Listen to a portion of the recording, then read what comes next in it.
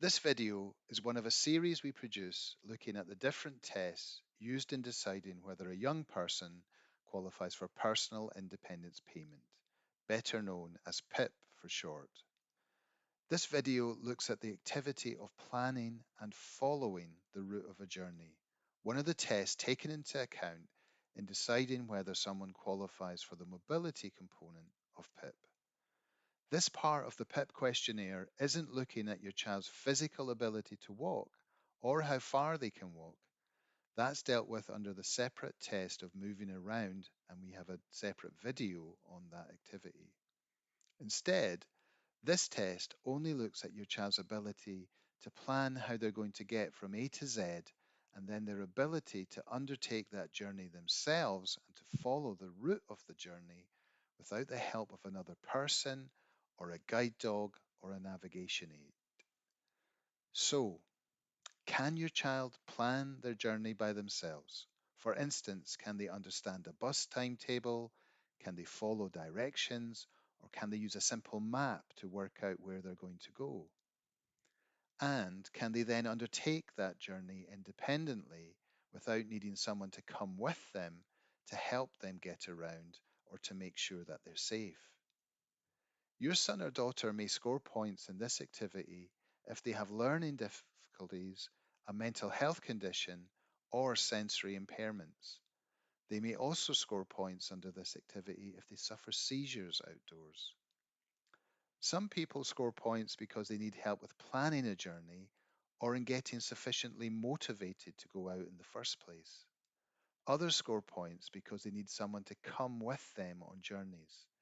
Now, this may be because they have challenging behaviors that would place themselves or others at risk, or they might have severe learning disabilities, which mean they become easily lost or confused. However, it can also apply to some disabled people with sensory impairments who may need someone to help them navigate hazards that they can't hear or they can't see.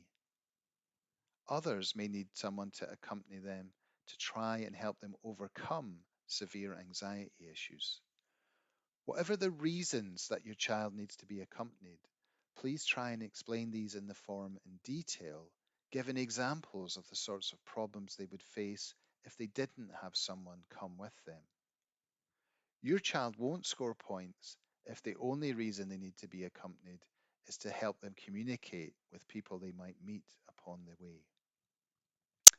If your young person needs to be accompanied on journeys, it's important that you make clear whether this is only the case on journeys they are unfamiliar with, or whether they also need to be accompanied on journeys that they know well. Someone who cannot independently follow the route of a journey that's familiar to them, for example, who can't get back and forth to school or college or to the local shops themselves, should score enough points to get the enhanced rate of the mobility component.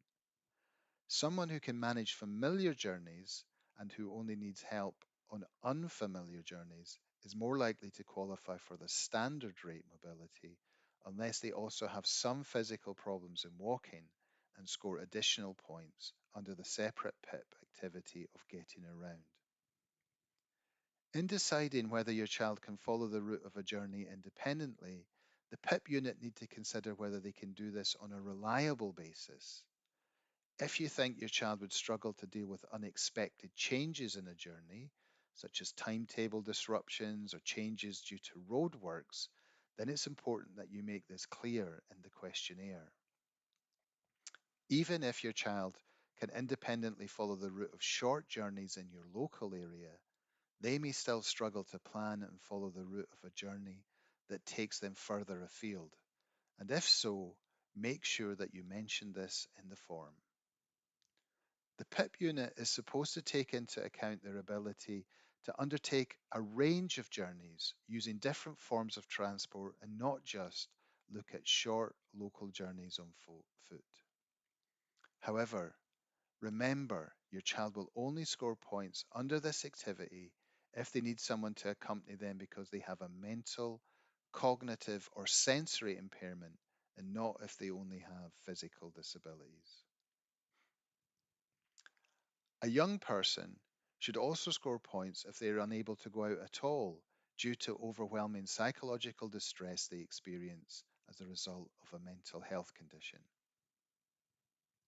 Now, if your child's able to drive, the PIP unit may argue that this means they can plan and follow journeys independently. If they're a driver, it's therefore really important to flag any difficulties they have in driving by themselves. For example, does your child need help to plan their journey by car, or do they need someone to accompany them in the car when they're driving? Perhaps they only drive to places they know very well, like to their local shops or to college, and not to places they aren't so familiar with. Maybe they can only drive on certain days or at certain times and not on the majority of days. The test is whether they can drive reliably, which means as many times as is reasonably required. Even if they can drive independently, make sure that you explain any difficulties they would have in traveling on foot or in using public transport. The PIP unit should consider all of these ways of traveling in deciding whether someone can reliably be said overall to be able to plan and follow the route of a journey, not just look at their ability to travel by car. Thanks for watching this video. For more information about the PIP assessment and for full details of the PIP scoring system, please see our free guide to PIP available to download from our website.